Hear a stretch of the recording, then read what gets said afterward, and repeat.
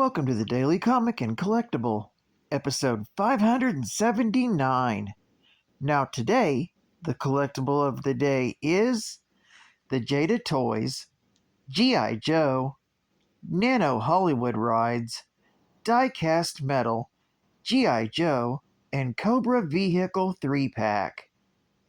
G.I. Joe is an American franchise that became highly successful due to franchise's various action figures throughout the decades. Now, the adventure continues with Jada's die-cast Nano Hollywood Rides vehicles. This pack of 3 tiny Nano G.I. Joe vehicles measures about 1 inch long each and even features rolling wheels. This 3-pack features both G.I. Joe and Cobra vehicles measuring up to 1.65 inches in length, and are made of real die-cast metal, and are based directly on the classic 80s G.I. Joe animated series. This set is part of the Nano Hollywood Rides line.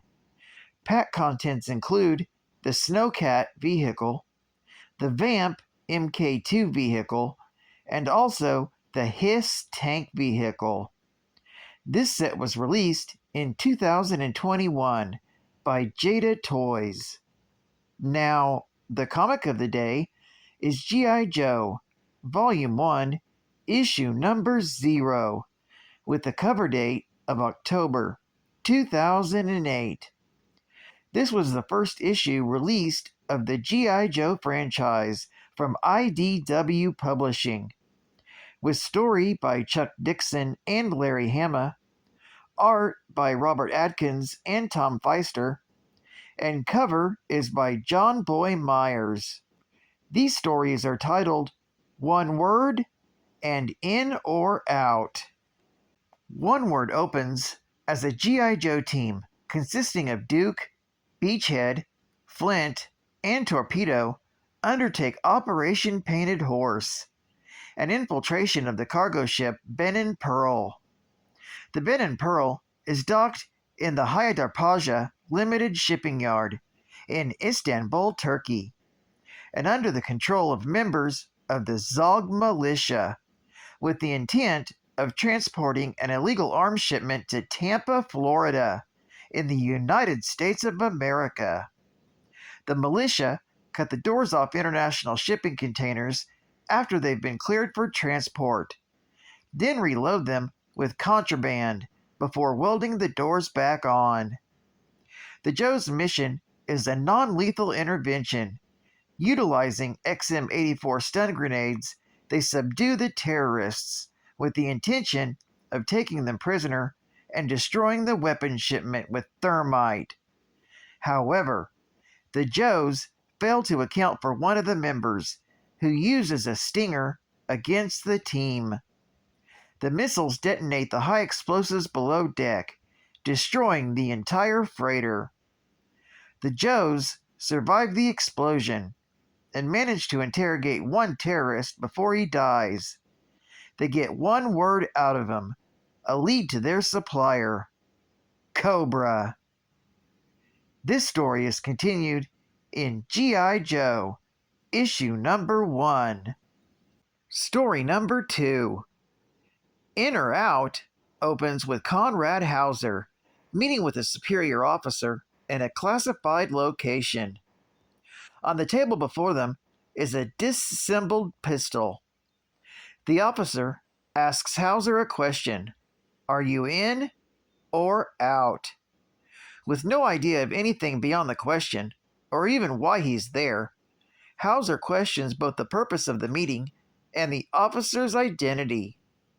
He calls himself Hawk, stating that they don't use rank in this place, and asks Hauser why he thinks the meeting is taking place. Hauser begins to mention a hostile interception of a supply convoy in Trucial, but Hawk interrupts him. Everything they say is off the record, and Hauser should learn to avoid mentioning proper names and places, especially out loud. Hawk begins recounting the incident, paraphrasing from the citation for a Purple Heart and a Silver Star. When Hauser comments he already has a silver star and 2 purple hearts, Hawk comments that these 2 awards are posthumous. Not liking the turn of events, Hauser moves to leave. Hawk begins to reassemble the pistol and repeats the question. Hawk refuses to answer any of Hauser's questions. Hauser tells Hawk he's in. Hawk congratulates him, hands him the pistol, and tells him to deny everything about the meeting. His old name no longer exists, and he now has a new one, Duke. Duke asks Hawk if he was meant to shoot him if he opted out. Hawk tells Duke that they're the good guys. This story is continued in G.I. Joe Origins, issue number 1. Geek Fact: this was the first comic published by IDW after acquiring the license, making it the first appearance of the G.I. Joe team and its members, plus the first mention of Cobra in this continuity. Bonus Geek Fact: the Hyderabad Limited Shipping Yard appears to be based on the real-life port of Hyderabad, located also in Istanbul, Turkey.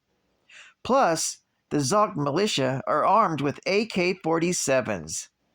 Duke is armed with a Heckler & Koch MP5. And Flint is armed with a Frenchy Spaz 12. Shh! It's a secret! Top secret meeting. Location classified.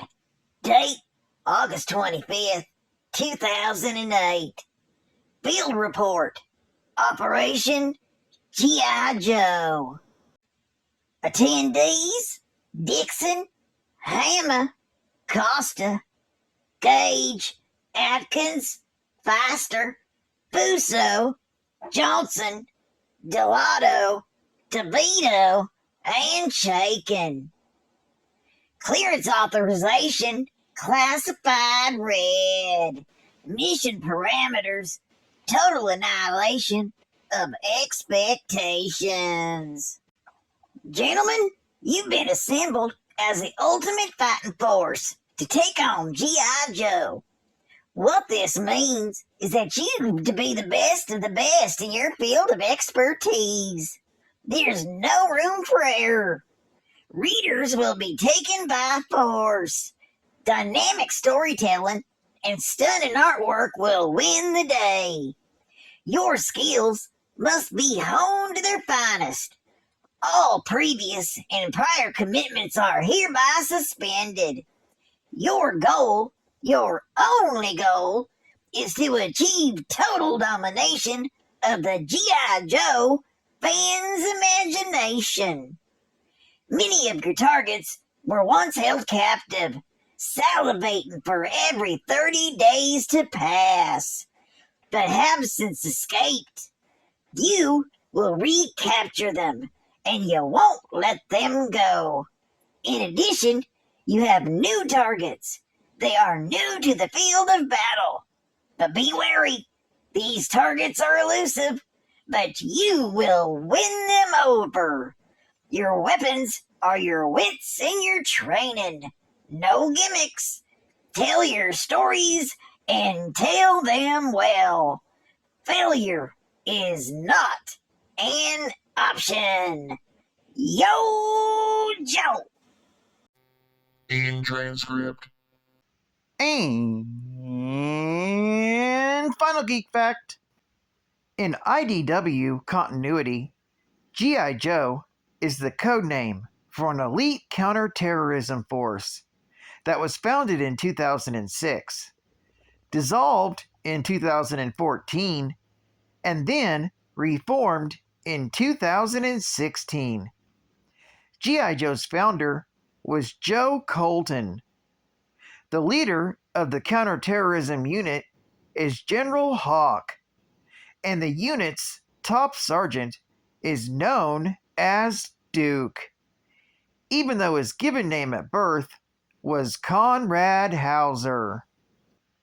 Well, I'd like to thank you for joining me for another daily comic and collectible, and I hope to see you again Monday. This is Cat Fan Comics Man, and I'll catch you on the flip. Over and out.